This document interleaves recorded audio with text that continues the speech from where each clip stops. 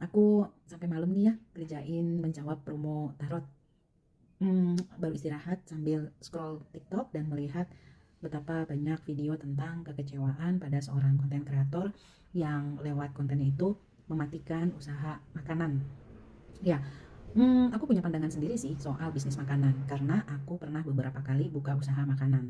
Dari sejak zaman aku kuliah, aku pernah buka warteg seberang kampus. Itu pernah. Terus jualan jamu pernah, dititip-titipin.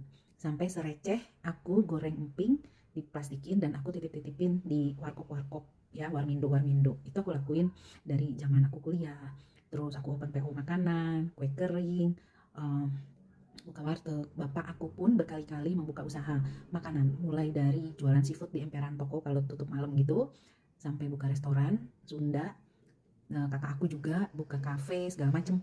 Makanan itu menurut aku adalah bisnis yang sangat sensitif. Ya, orang itu menjadi customer makanan kalau sudah lapar. Ya, nggak ada tuh orang yang belum lapar atau 1 jam di muka dia udah masuk. Maka customernya pasti adalah orang-orang yang sudah kelaparan, yang bisa jadi udah pengen gigit meja gitu. Harus dilayani dengan baik, cepat. Rasa makanan harus stabil. Padahal kita tahu bahan baku itu kalau alami sering banget yang datang bahan bakunya juga nggak stabil. Itu gimana? Terus stok penyimpanan. Kalau menunya banyak, harus punya nyimpen bahan baku tuh banyak. Kalau sedikit, gak ada pilihan.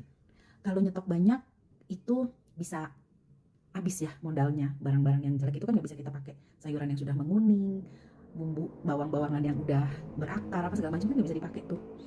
Terus kalau misalnya menunya terlalu sedikit dan lain sebagainya, gak ada pilihan. Terus mau mengikuti yang kekinian, kok banyak banget. Jadi buat aku jual makanan itu adalah sesuatu hal yang sangat-sangat menantang dibanding bisnis lain. Karena aku juga pernah jualan baju, buka toko kosmetik, banyak bengkel dan lain sebagainya. Menurut aku untuk develop usaha makanan itu luar biasa banget. Dan gampang banget ya ada orang yang menjatuhkan. Sesederhana itukah apa ya motivasinya? Konten, AdSense atau apa? Di atas perjuangan orang. Ya, aku tuh sampai kaget gitu ya, karena mungkin aku naif, aku suka berpikir bahwa semua orang tuh baik gitu ya, orang Indonesia tuh baik-baik, nggak ada yang karena ini menurut aku udah kayak mental kriminalnya parah gitu ya, ini buat aku ini udah kriminal, kriminal banget, karena benar-benar jahat, benar-benar sampah, sampah masyarakat yang kayak beginian. Nggak ada bedanya dia dengan eh, penjahat-penjahat di jalan, cuman bedanya dia keluar-keluar, dia punya ini punya itu. Nggak banget. Dan ya saya termasuk orang yang sangat kaget dan kecewa ya. Pendapat kamu gimana?